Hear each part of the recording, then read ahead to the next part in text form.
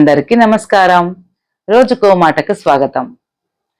మేము ఎన్నోసార్లు మా దగ్గర ఏముందో దాంతో సంతోషం పడకుండగా వాళ్ళద్ద అది ఉంది, వాళ్ళు సంతోషంగా ఉన్నారో, వీళ్ళద్ద ఇది ఉంది, వీళ్ళు సంతోషంగా ఉన్నారో అని అనుకుంటాం కదా. దానికి సంబంధించిన ఒక చిన్న కథ చెప్తాను. కాకి హారాడుతూ అరుస్తూ వెళ్తుంటది. అప్పుడు హంసను చూస్తది. అబ్బా అది ఎంత తెల్లగా ఉంది కదా, అది ఎంత హ్యాపీగా ఉంది అని దాని దగ్గరికి వచ్చి అడుగుతుంది. నువ్వు చూడు ఎంత హైట్ ఉన్నావు, నీవంతా హ్యాపీగా ఉన్నావేం కదా అని అడుగుతుంది. అప్పుడు హంస చెప్తుంది, నా దగ్గర ఒకే కలర్ ఉంది, నేనేమంత హ్యాపీగా లేను. అదే చూడండి చిలక, దానికి 2 కలర్ ఉన్నాయి, అది హ్యాపీగా ఉంటది అని చెప్తుంది. సరేలే అట్లయితే దాన్ని అడుగుతానని చిలుక దగ్గరికి వెళ్తారు.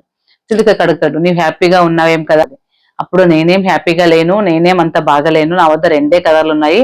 కానీ నమిలిక దగ్గరికి వెళ్ళండి, దాని మీద ఎంత కలర్లు ఉన్నాయి, అది ఎంత బాగా డాన్స్ చేస్తుంది, అది చాలా సంతోషంగా ఉంది అని చెప్తుంది. సరే అలా అయితే దాన్నే పోయి అడుగుతానని అప్పుడు నమలిక దగ్గరికి వెళ్ళి దాన్ని కూడా అడుగుతాడు. నీ వద్ద ఎన్ని కలర్స్ ఉన్నాయి, ఎంత బాగా నాట్యం చేస్తావు, నువ్వు చాలా హ్యాపీగా ఉన్నావేం కదా అని అడుగుతుంది కాకి. అప్పుడు అది చెప్తుంది, నేనేం హ్యాపీగా ఉన్నాను, నీ ఎంత హ్యాపీగా అయితే లేను. నీ చూడు ఎంత చక్కగా హారాడుతూ వెళ్తావు, కానీ నాకు అలా లేదు. వీళ్ళు ఇదంతా బంధించారు, ఇది ఎన్ని కలర్లున్నా ఏం చేస్తావు, నేనైతే హ్యాపీగా లేను అని చెప్తుంది. అప్పుడు కాకి అనుకుంటది, వీళ్ళనంతా కంపేర్ చేసుకుంటే నేనే హ్యాపీగా ఉన్నాను కదా అని. నిజం కదా ఫ్రెండ్స్, మేము కూడా అంతే.